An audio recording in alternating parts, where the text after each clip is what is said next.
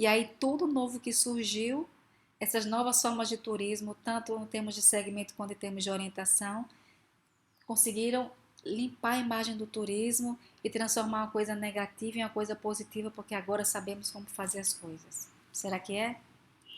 Então, esses autores, ainda os mesmos geógrafos, Beaufort e Mant, em 2003, no livro deles, que eu mencionei anteriormente, Turismo e Sustentabilidade, eles vão fazer uma comparação entre um pacote de turismo de massa, que é essa coluna aqui da esquerda, e um pacote de turismo alternativo, no caso é um trek, na coluna da direita.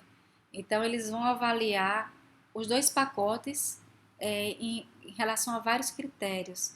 E aí vamos avaliar e ver qual que vai gerar maior impacto. Então, vamos ver. O primeiro impacto é a distância viajada, percorrida até a destinação. Sabemos que quanto maior a distância, principalmente se você percorre em avião, é horrível, é a forma mais poluente. Em carro também é péssimo. Então, geralmente, as pessoas, quando têm que percorrer uma distância muito longa, elas vão utilizar um desses dois tipos de transporte, né, de meio de transporte, ou aéreo ou rodoviário. E aí, geralmente, os resorts estão localizados até em distâncias mais próximas dos aeroportos do que essas trilhas, porque para você realmente fazer uma trilha na natureza, você tem que ir muito longe dos centros urbanos, né? Então veja que você percorre entre 7.000 e 8.000 quilômetros às vezes para fazer uma trilha, enquanto que para ir para um resort você percorre de 1.000 a 2.000 quilômetros. Então nesse aspecto é bem menos impactante para o meio ambiente você viajar para um resort do que você viajar para um destino de ecoturismo. O nível de poluição associada com o modo de transporte, nos dois acaba sendo elevado. Se você vai para um resort ou se você vai para um destino de ecoturismo, praticar atividades de ecoturismo num país distante, no país do sul, por exemplo, se você está saindo da Alemanha, dos Estados Unidos, para ir para um país da América Latina fazer um tipo de turismo ecológico ou para ir para um resort, é a mesma distância percorrida em avião, não é? Então não importa. A duração da visita, é verdade que numa atividade de ecoturismo pode ser que seja mais longa, mas isso é questionável, ninguém sabe. Isso aí, os atores colocaram uma interrogação aqui para um resort 1 a 2 semanas, para uma atividade de trekking 3 a 4 semanas, mais um ponto de interrogação, porque qual é o americano que tem mais de 2 semanas de férias por ano? Então, talvez seja muito provavelmente a mesma quantidade de tempo, tá?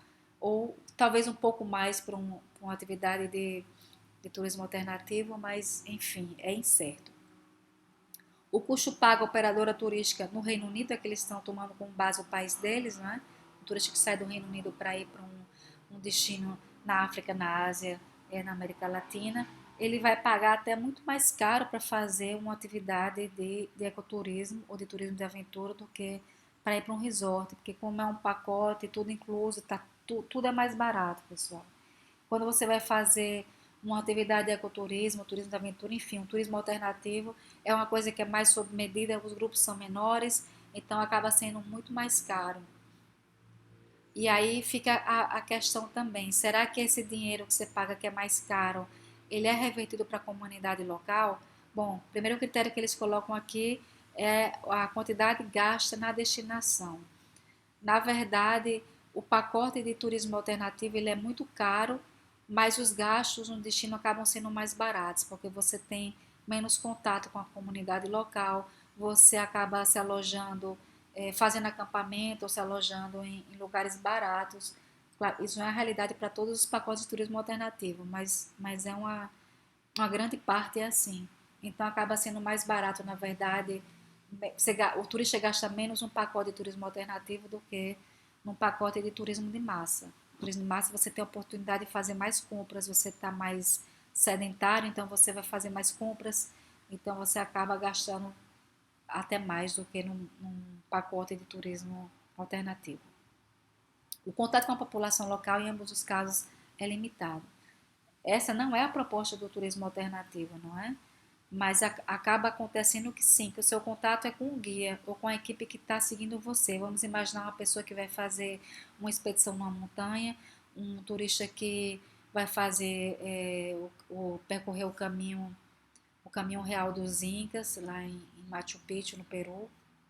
Ele vai passar vários dias caminhando na floresta, nas montanhas. Ele vai ter contato com o guia e com os carregadores, com os Sherpas. Não vão ter contato propriamente com a comunidade local, ou tanto contato quanto um turista que está num resort, que tem uma equipe enorme de pessoas locais que estão trabalhando naquele resort, que ele vai fazer também alguns passeios, e ele vai ter contato também com os guias locais que vão conduzir aqueles passeios. Então acaba sendo a mesma coisa.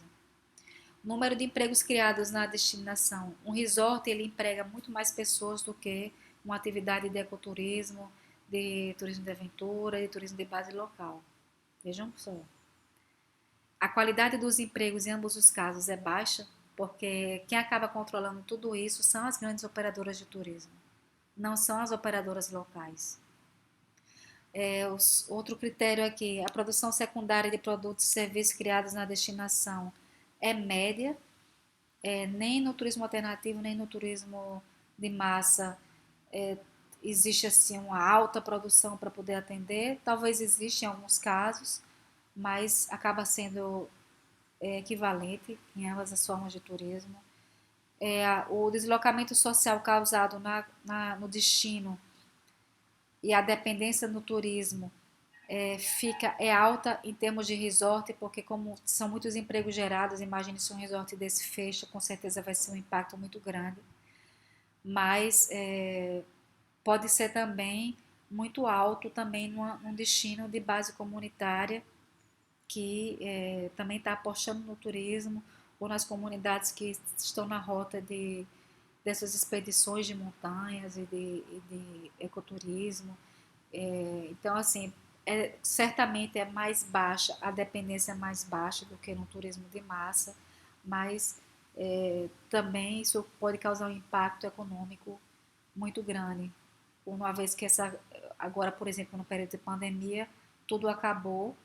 Vejam as comunidades que ficavam na rota dos bugs para o litoral norte. Não sei se vocês acompanharam a iniciativa do pessoal do CA de entregar cestas básicas. Eles fizeram várias entrevistas com essas comunidades que ficavam na rota desses bugs. Pessoas que trabalhavam na balsa, pessoas que trabalhavam vendendo alimentos, vendendo produtos para os turistas que passavam nos bugs. Ou seja, é um turismo de passagem, não é? É um turismo de massa e de passagem. Mas a gente pensa, elas não estão impactadas. Do mesmo jeito que a comunidade está na rota de uma trilha, de um trekking, de ecoturismo, de turismo de aventura. Quando o turismo parou completamente, as comunidades se viram numa necessidade muito grande, porque elas perceberam ali que elas dependiam daquele tipo de turismo. Os impactos culturais. Num resort, como os turistas ficam mais limitados, nesses clusters, eu estou falando resort porque é o grande baluarte do turismo de massa, né? São os clusters ou os guetos. Mas pode ser um resort, pode ser uma praia, pode ser, por exemplo, Ponta Negra, também é um gueto, apesar de não ser um resort, mas é também um lugar onde os turistas ficam impactados. E é interessante como pessoas que moram fora da zona sul de Natal não têm ideia de como é o turismo, como ele acontece. Eu, por exemplo, já tive vários alunos do curso de turismo que moravam em moravam, desculpe, na zona norte e que nunca tinham visto só depois que estavam no curso que foram conhecer como é o turismo em Natal, porque eles nunca tinham visto turistas. Vejam só. Então, na verdade, quando os turistas eles ficam tem essa distância social entre a população local e a população turística que acontece no turismo de massa, na verdade isso acaba tendo um aspecto positivo que é a limitação de impactos culturais. Bom, tem um aspecto positivo e negativo. Você pode também entender isso como uma coisa negativa, porque os turistas também podem trazer coisas positivas para a comunidade, como os banhos de mar que foram trazidos pelos turistas, entre aspas, americanos quando vieram para a Segunda Guerra Mundial. Não é? Foi uma mudança de hábitos ocasionada e que Eu pessoalmente considero isso como positiva. Também tem estudos que acham, que demonstram que a democratização em alguns países como Espanha e Portugal, que viveram regimes ditatoriais nos anos 70 e 80, foi possível graças ao turismo, porque naquela época esses países apostaram fortemente no turismo internacional.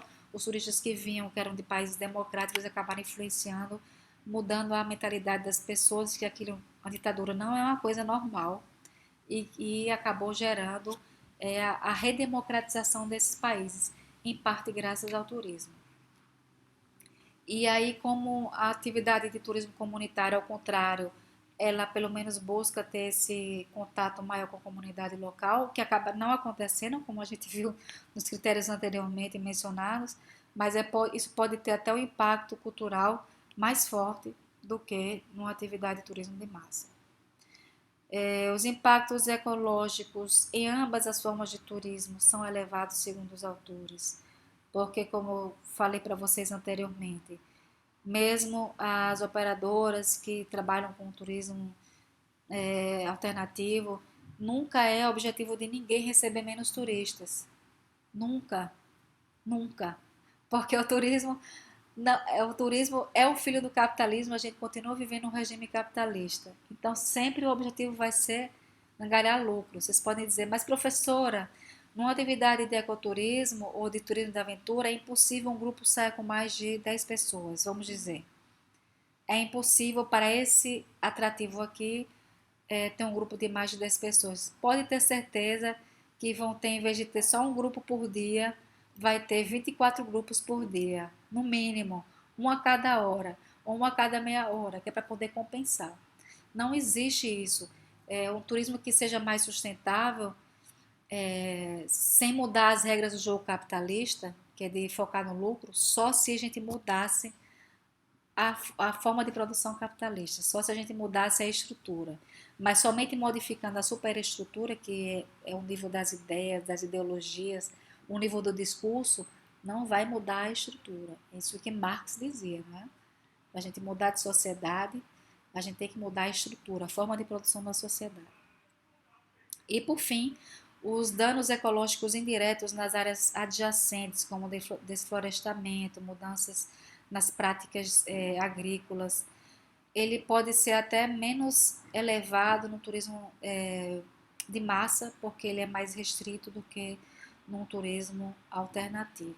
Então vejam que, fazendo a comparação entre duas formas de turismo, uma turismo de massa, um clube para pessoas entre 18 e 30 anos, que é um resort, e uma outra forma de turismo alternativo, que é um trek, a gente vê que ambas geram impactos equivalentes, na mesma medida, e às vezes uma forma de turismo alternativo gera até mais impactos. Por quê? Porque ela é vendida como uma atividade sustentável sem ser, já que o objetivo sempre é gerar um maior volume de receitas e gerar maior lucro, mesmo se a roupagem, mesmo que ela se diga ser sustentável.